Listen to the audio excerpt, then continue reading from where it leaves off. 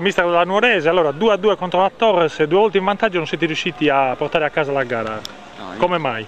Abbiamo fatto 2 errori individuali nella fase difensiva, che sono gli unici 2 errori che abbiamo concesso durante la gara, e abbiamo dato la possibilità a loro di pareggiare. Peccato perché meritavamo molto di più, perché abbiamo giocato sicuramente con più padronanza e più sicurezza, abbiamo tenuto il gioco fino al 2-1, poi dopo abbiamo il controllo della partita. Il problema è che un errore ci ha condannato.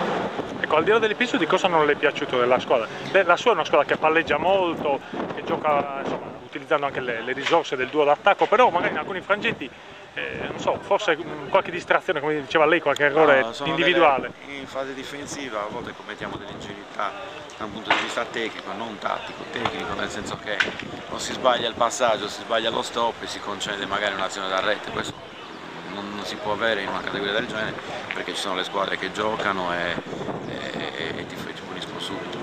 Ecco, domenica scorsa vittoria a Samassi, insomma, con grandi sofferenze, adesso questo pareggio casalingo, ovviamente non vengono ridimensionate le missioni della Nuorese, ma sicuramente c'è bisogno di maggiore intensità da parte di tutto il gruppo, no? Oggi siamo cresciuti dal punto di vista del gioco, sicuramente di questo sono soddisfatto, perché abbiamo cominciato a giocare in una certa maniera.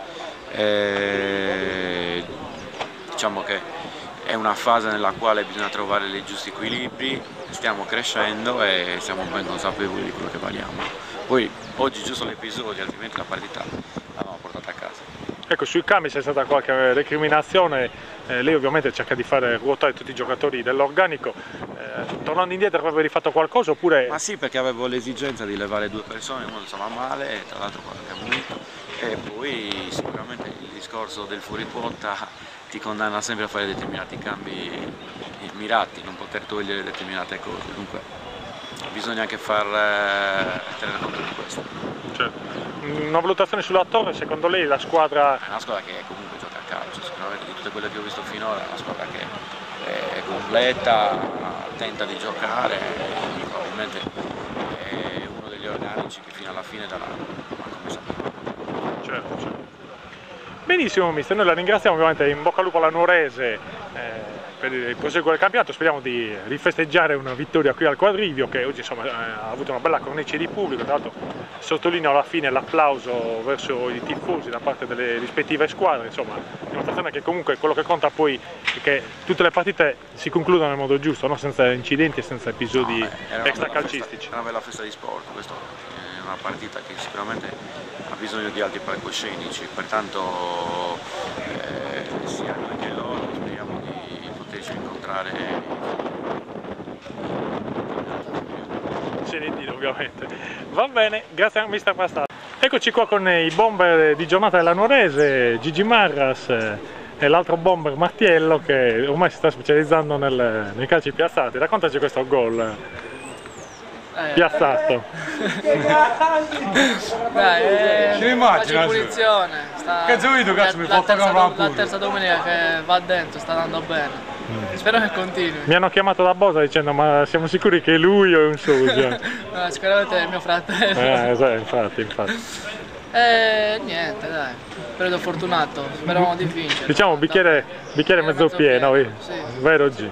Sì, come diceva lui, un po' di amaro in bocca perché hanno pareggiato diciamo 10 minuti alla fine, si poteva stare più attenti su quel rilancio del portiere, però alla fine il pareggio è anche giusto, dai, un po' di rammarico in bocca, continuiamo ad andare, pensiamo subito al sabato col Villaciro e cerchiamo subito di dimenticare questo pareggio e di cercare di vincere subito. Ecco, gli scontri diretti si dice che non bisogna mai perderli, ovviamente quando si è 2 volte in vantaggio bisognerebbe amministrare meglio, no? Infatti il rammarico con le 2 inesperienze dei ragazzini, sia Ledda che Pita, però alla fine... Non è birra, è la carta d'identità, lo diciamo. Alla fine è giusto il pareggio, anche loro ci hanno creduto, anche se secondo me se eravamo un pizzico più cattivi portavamo proprio tutta la posta in pari, però alla fine pareggio sempre con la Torres che è una delle nostre concorrenti per la vittoria del campionato, va bene così uguale.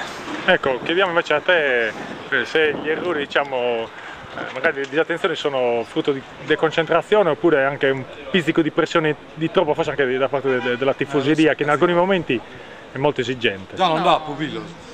Sono stati bravi loro. No, ste cazzo di qua. L'anno scorso che la adesso non fa più.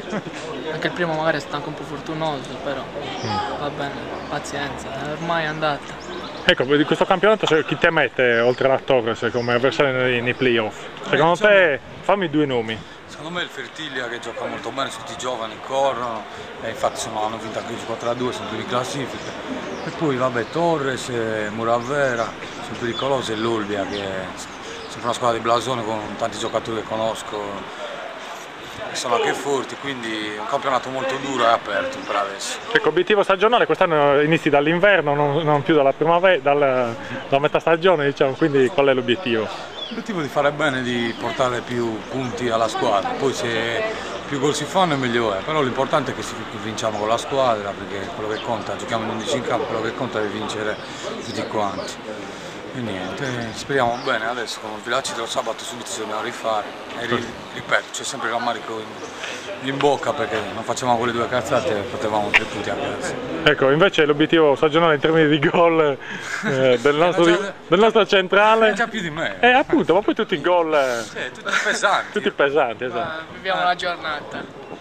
Secondo me porta bene perché ti diamo in panchina, tu giochi e segni, cos'è per quello? Allora bisogna continuare a darmi in panchina. Tutti gol da 3 punti, quindi alla grande, dai. Sei pronto per la pallacanestro allora? Sì, va da 3 punti. Mi darò la pallacanestro. Va bene, noi ringraziamo insomma, i 2 protagonisti di giornata Nuorese, Maras e Mattiello, ovviamente speriamo che possiate segnare tanti gol in questo campionato e che possiate portare la Nuorese dove merita sicuramente. Speriamo, dai. Salutate tutti i tifosi, i nostri visitatori. Ciao, arrivederci. Ciao. Ciao, arrivederci.